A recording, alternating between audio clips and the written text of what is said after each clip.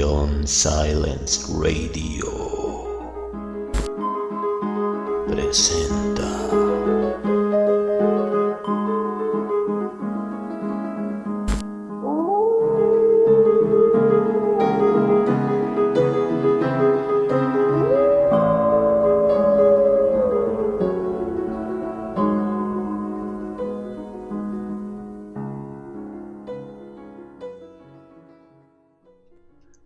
Un joven e inocente padre se enfrenta a una hermosa pero perturbadora fuerza demoníaca.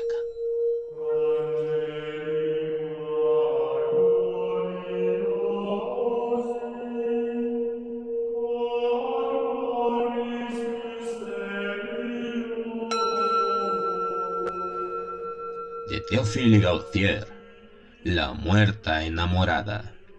Radionovela. Capítulo 1.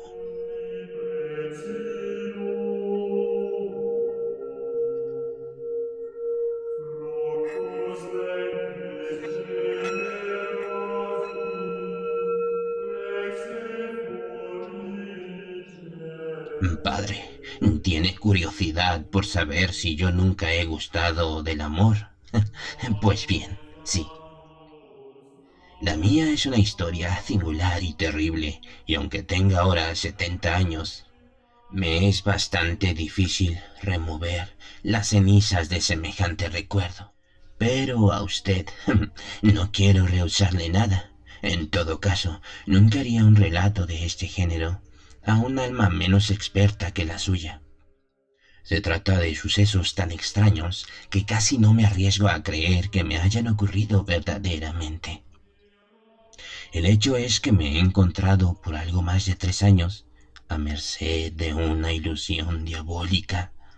Yo, pobre sacerdote de campaña, he llevado todas las noches en sueño. Quiera Dios que solo haya sido un sueño. Una vida de miserable.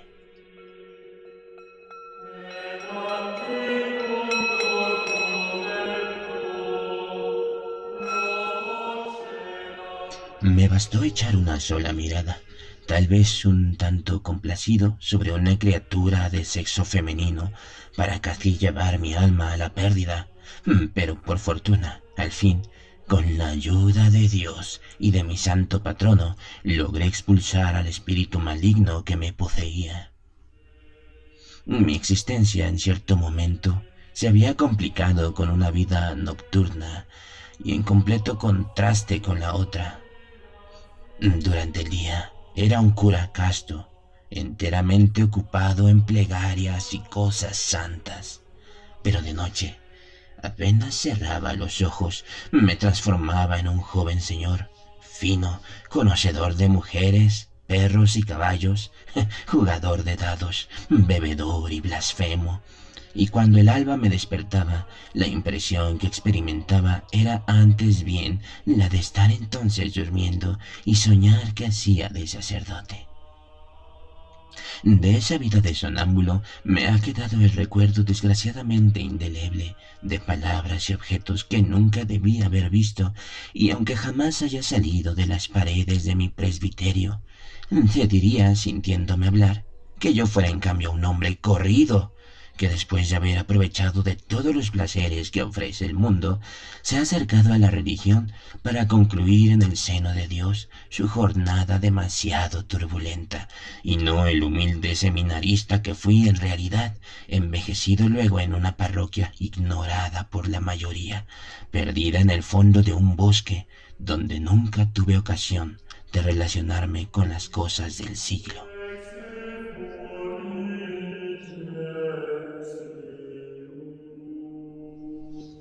Sí, he amado como quizá nadie en el mundo ha amado jamás, con un amor furioso, de tal modo violento, hasta maravillarme yo mismo de que mi corazón no haya reventado nunca con tensión semejante.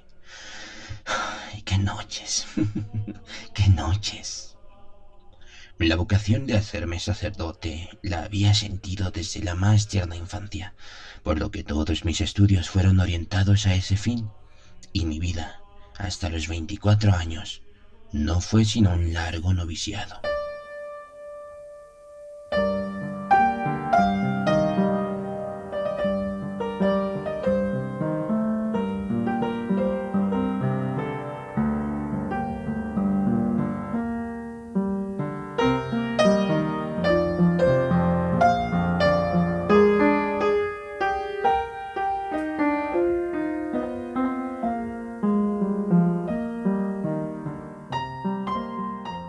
Concluidos los estudios de teología y pasados todos los grados menores, mis superiores me consideraron digno, a pesar de mi extrema juventud, de transponer el último y más temible umbral.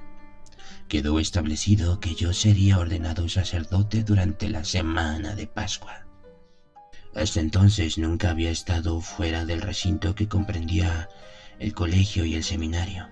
Sabía vagamente que existía algo que respondía al nombre de mujer, pero nunca detuve mi pensamiento en aquello, pues era de una inocencia perfecta. No lamentaba nada, no me importaba otra cosa, y por eso no tuve la menor vacilación ante el compromiso irrevocable que estaba por contraer. Me sentía lleno de regocijo e impaciencia. Creo que nunca novio alguno ha contado las horas que le separan de las bodas con ardor más febril que el mío. No podía ni siquiera dormir.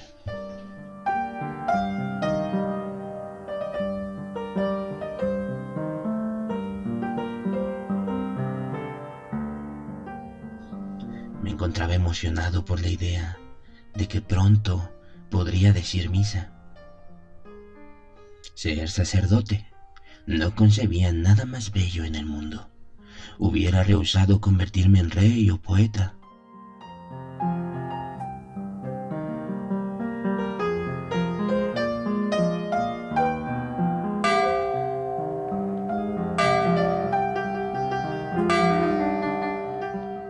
Llegando el gran día, me dirigí hacia la iglesia con paso tan ligero que me parecía tener alas en la espalda.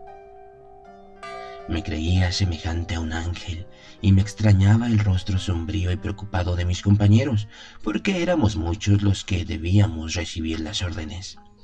Recuerdo que había pasado la noche en plegaria y me encontraba en un estado de exaltación lindante con el éxtasis. El obispo anciano venerable me parecía Dios en actitud de contemplar su propia eternidad. A través de las bóvedas del templo entreveía el cielo. Usted, hermano, conoce todos los detalles de la ceremonia: bendiciones, comunión, unción de la palma de las manos con el aceite de los catecúmenos, para terminar con el santo sacrificio, que se ofrece al unísono con el obispo.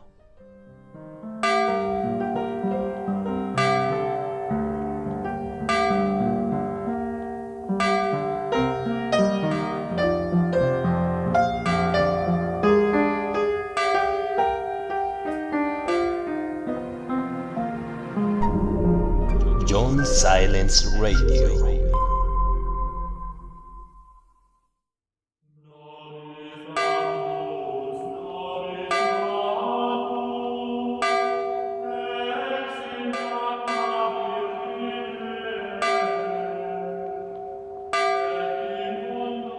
Usted, hermano, conoce todos los detalles de la ceremonia: bendiciones, comunión, unción de la palma de las manos con el aceite de los catecúmenos, para terminar con el santo sacrificio, que se ofrece al unísono con el obispo. Oh, cuánta razón tenía Job. Cuán imprudente es no hacer un pacto anticipado con los propios ojos. Por azar levanté de pronto la cabeza y de golpe vi ante mí, tan cercana que hubiera podido tocarla, aun cuando en realidad estuviera más bien lejos, una joven mujer de rara belleza, vestida como una reina.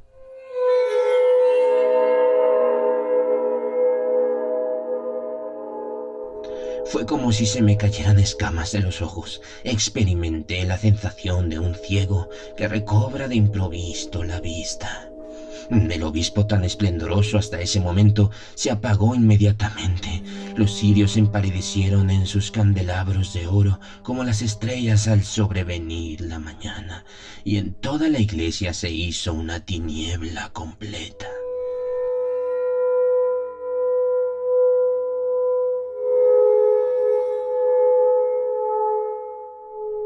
La fascinadora criatura se destacaba de aquel escenario de sombra como una revelación divina.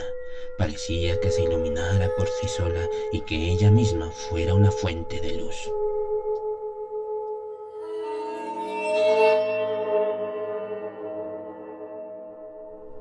Bajé los párpados, decidido a no levantarlos nunca más para sustraerme a toda sugestión que pudiera provenir del exterior, porque en realidad me sentía siempre más desviado y sabía siempre menos lo que debía hacer.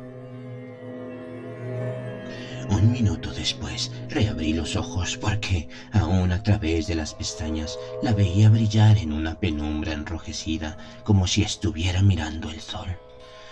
¡Oh, cuán bella era! Los más grandes pintores, aun cuando tratan de hacer el retrato de la Virgen y buscan por eso representar un tipo ideal de belleza, no se acercan ni siquiera lejanamente a aquella fabulosa realidad.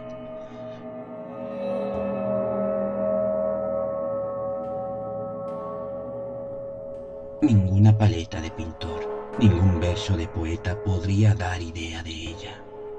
Yo no sé aún si la llama que la iluminaba procedía del cielo o del infierno, pero de seguro llegaba de uno o de otro lugar.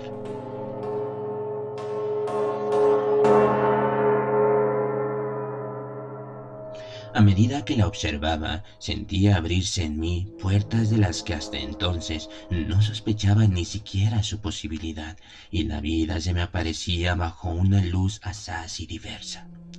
Era como si naciera a una nueva existencia, a otro orden de ideas. Una espantosa angustia me oprimía el corazón, y cada minuto que pasaba me parecía al mismo tiempo un segundo y un siglo.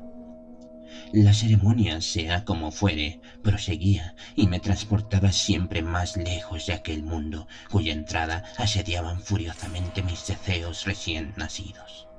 No obstante, en el momento fatal, dije sí.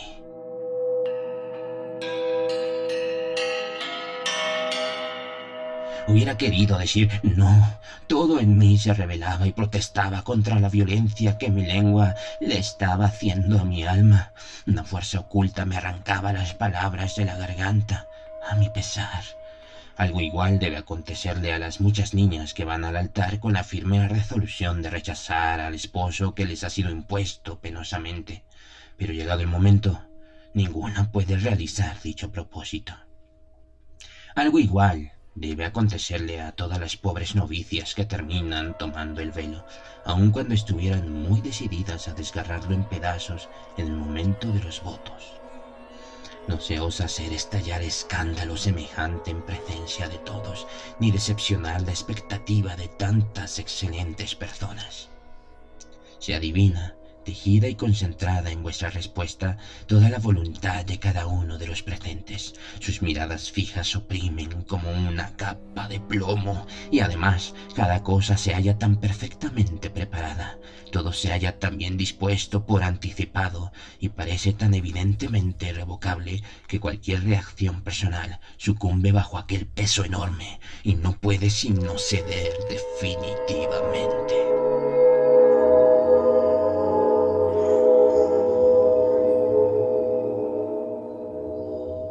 La mirada de la bella desconocida mudaba gradualmente de expresión a medida que la ceremonia continuaba.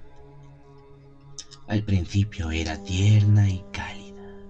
Se teñía más y más de una suerte de desdén y desaprobación, como expresando descontento por no haber sido escuchada.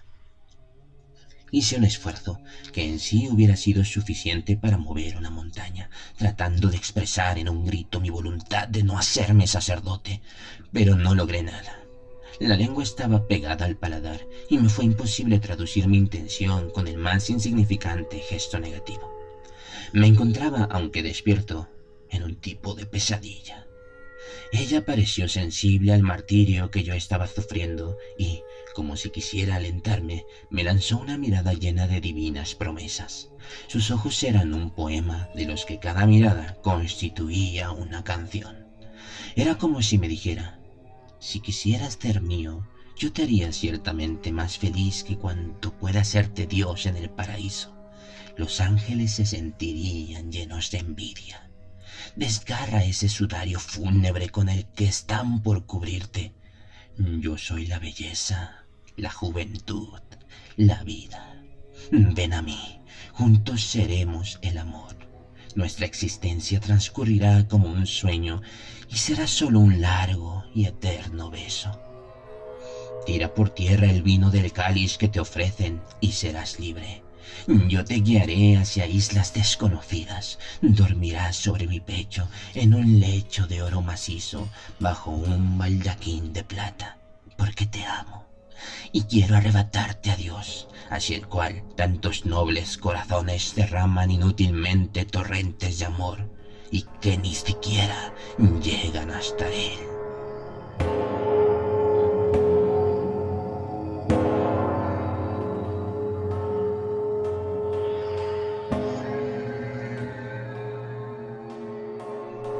Me pareció sentir estas palabras, acompañadas por una música de infinita dulzura, porque su mirar tenía algo de sonoro, y las frases que sus bellísimos ojos me transmitían resonaban en lo profundo de mi corazón, como si una boca invisible me las soplara en el alma.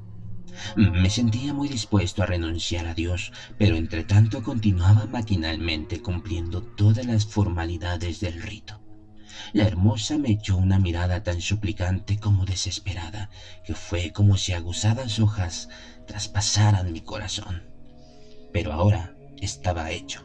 Finalmente era sacerdote.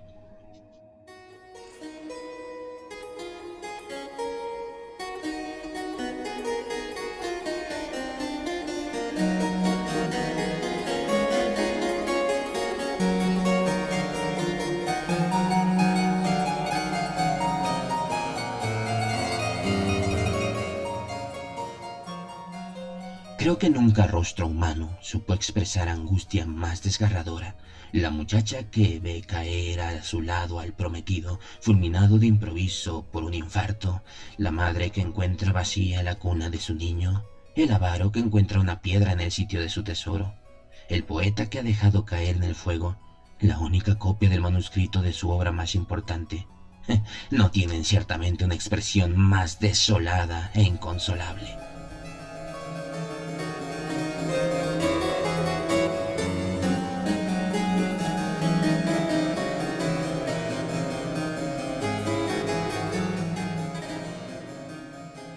Ella se puso blanca como el mármol. Los bellísimos brazos se le cayeron a lo largo del cuerpo. Se apoyó en un pilar como si las piernas ya no pudieran sostenerla. En cuanto a mí, estaba lívido, la frente bañada de sudor más ardiente que el del Calvario. Me dirigí vacilante hacia la puerta de la iglesia. Me sofocaba, las bóvedas me parecían aplastar mis espaldas. Me sentía como si debiera sostener yo solo el peso íntegro de la cúpula. Estaba por transponer el umbral cuando una mano aferró bruscamente las mías. Era una mano de mujer. No la había tocado nunca. Era fría como la piel de una serpiente y, sin embargo, me dejó una sensación ardorosa como la marca de un hierro candente. Era ciertamente ella. «Desdichado, ¿qué has hecho?», me susurró. Luego desapareció entre la gente.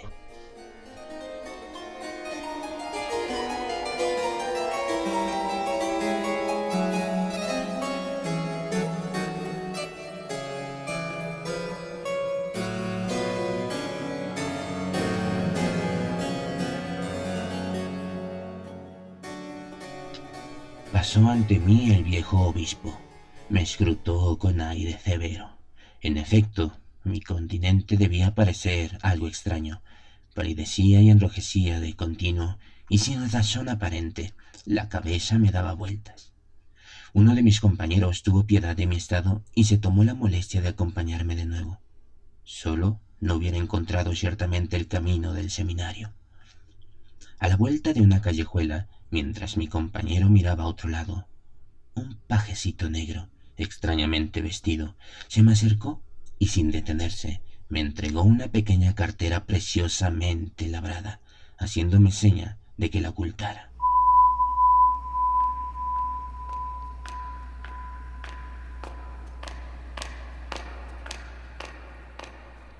La deslicé en la manga y no la saqué sino cuando me volví a encontrar a solas en mi celda. Hice saltar la manilla. Dentro había nada más que 2 hojitas de papel con estas palabras: Clarimonda, Palacio Concini.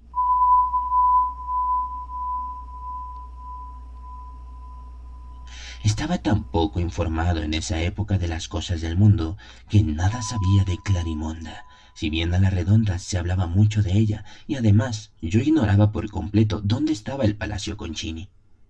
Hice mil conjeturas, una más desafortunada que la otra, pero en verdad lo que contaba para mí era lograr volver a verla.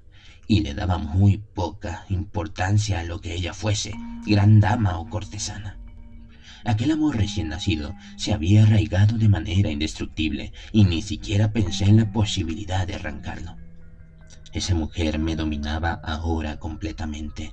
Con una sola mirada había hecho de mí otro hombre. Besaba mi mano en el sitio en que ella la había rozado. Horas antes repetía su nombre.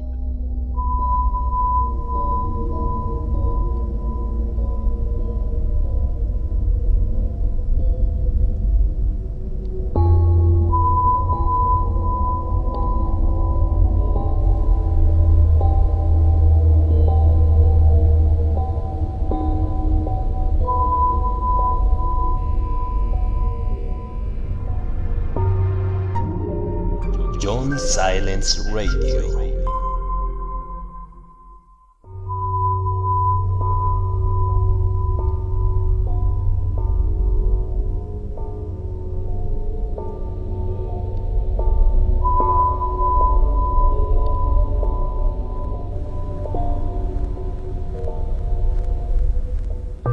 No debía hacer más que cerrar los ojos para verla tan claramente como si en realidad estuviera presente, y me repetía al continuo las palabras que ella pronunciara en la puerta de la iglesia. Desdichado, ¿qué has hecho? Me daba cuenta del horror de mi situación, y todos los aspectos más tristes de mi estado se me descubrían con nitidez. Ser sacerdote quería decir permanecer casto, no hacer el amor, no cuidarse nunca del sexo ni de la edad, apartar los ojos de toda belleza, comportarse como un ciego, arrastrarse siempre en la sombra gélida de un claustro o de una iglesia, no tener contacto sino con moribundos, velar cadáveres desconocidos y llevar siempre luto con esa sotana negra que, sin ningún cambio, podría servir muy bien además como sudario para envolverse en el ataúd.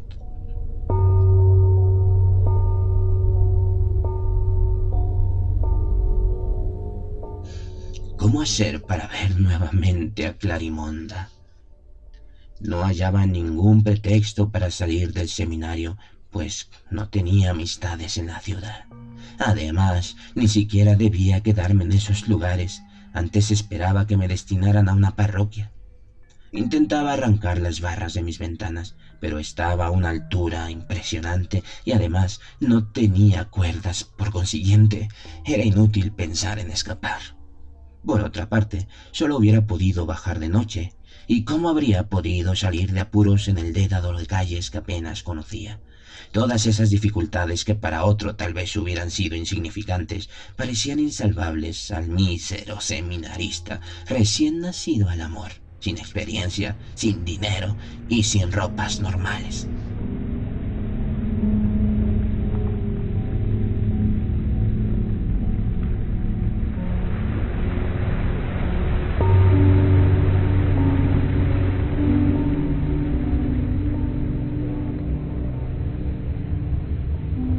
Oh, si no hubiera sido sacerdote, habría podido verla todos los días. Habría sido su amante, su esposo. Me decía enseguecido cómo estaba. Y en vez de encontrarme aquí envuelto en este siniestro sudario, llevaría ropas de seda que mostraran mi pecho velludo, con una cadena de oro, una gran espada y plumas, como todos los perfectos caballeros. Mis cabellos, en vez de recibir la humillación de una ancha tonsura, se ondularían alrededor de mi cuello en un movimiento de rizos. Tendría hermosos bigotes anchos. Sería un verdadero galán.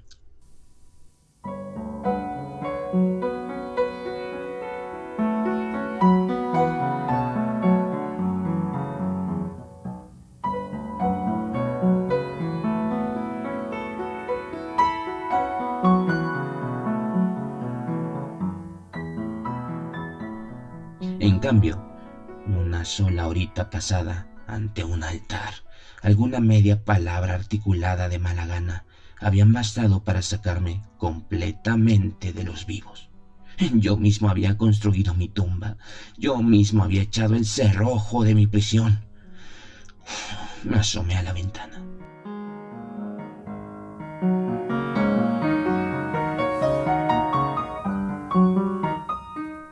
El cielo estaba maravillosamente azul. Los árboles se habían puesto sus ropajes primaverales. La naturaleza resplandecía con un gozo que me parecía irónico. La plaza del lugar estaba llena de gente que iba y venía. Jóvenes parejas se dirigían abrazadas hacia la sombra de los jardines y los emparrados.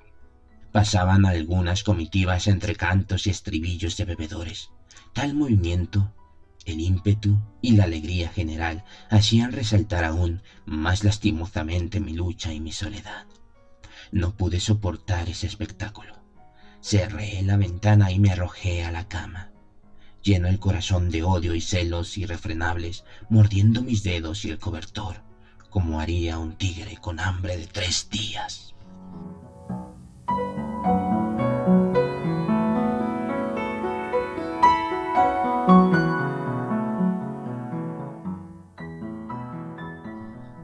No sé cuánto tiempo estuve así, pero mientras me revolvía en la cama con rabioso espasmo, vi de pronto al abad Serafión, inmóvil en medio de la habitación, estudiándome atentamente. Tuve vergüenza de mí mismo y, dejando caer la cabeza sobre el pecho, me tapé los ojos con las manos. «Romualdo, amigo mío, te está ocurriendo algo anormal», me dijo apaciblemente Serafión, luego de unos minutos de silencio. «Tu conducta es en verdad inexplicable.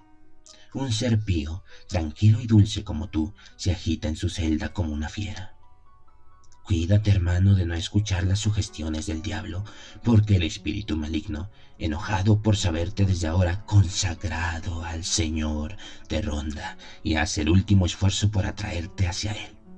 En vez de dejarte abatir, querido Romualdo, hazte una hermosa coraza de plegarias y mortificaciones, y combate con fuerza a tu enemigo.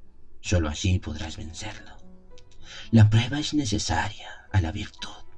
Las almas más aguerridas han padecido momentos como los tuyos. Amigo mío, reza, medita, ayuna. El espíritu maligno se batirá en retirada. Te lo puedo asegurar».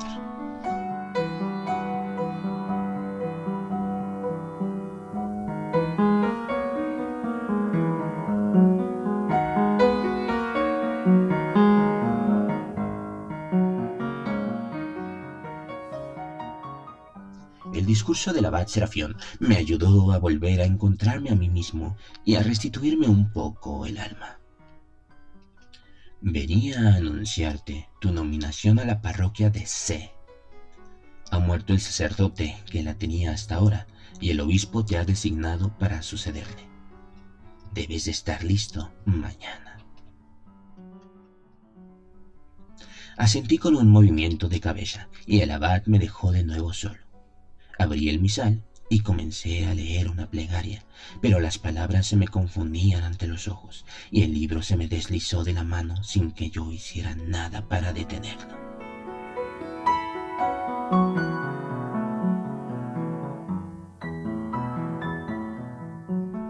Partir mañana sin haberla visto de nuevo.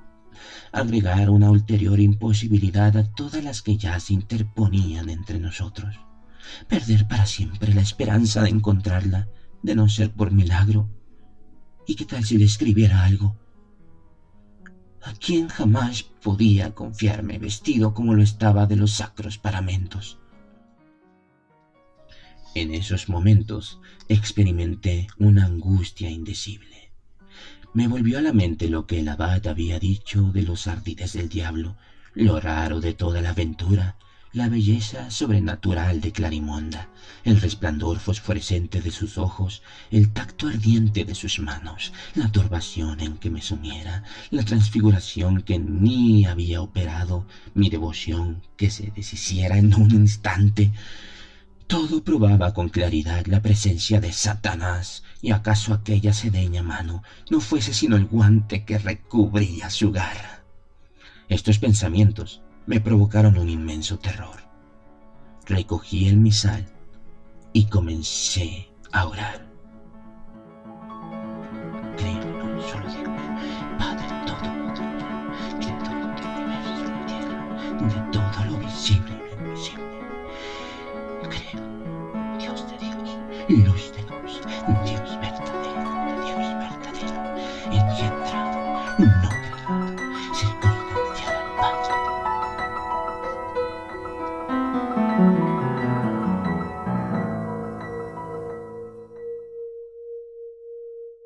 ¿Qué sucederá con el joven padre?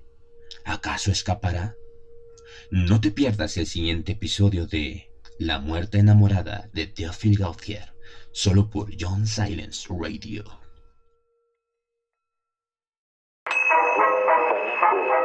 Oye, ¿dónde puedo encontrar audiolibros? Por supuesto, los mejores audiolibros de la red solo en John Silence Radio. No aceptes imitaciones. Solo en John Silence Radio encontrarás audiolibros 100% ambientados. Sonido envolvente y cientos de títulos para escoger. Ya lo sabes, ponte tus audífonos, apaga la luz y prepárate para viajar a otros mundos. Solo en John Silence Radio. John Silence Radio. La voz que te acompaña.